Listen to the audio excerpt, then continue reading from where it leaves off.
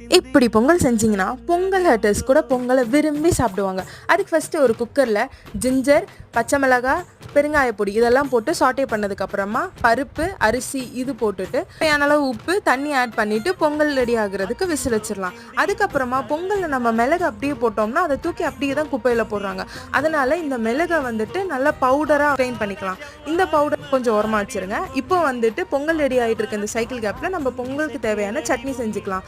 சட்னிக்கு தேங்காய், உப்பு, பூண்டு, பச்சை மிளகாய், கருவேப்பிலை, அப்புறம் தேவையான அளவு தண்ணி போட்டு சட்னியை வந்துட்டு ரெடி பண்ணிக்கலாம். சட்னி தாளிக்கிறதுக்காக இப்போ ஒரு கரண்டியில் எண்ணெய், கருவேப்பிலை, கடுகு இதெல்லாம் ஆட் பண்ணிவிட்டு சட்னிக்கு எடுத்து தாளித்து வச்சுக்கலாம்.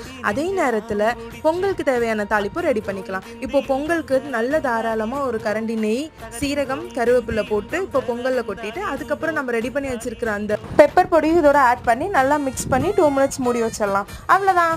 Love eating, so love cooking. பாய்.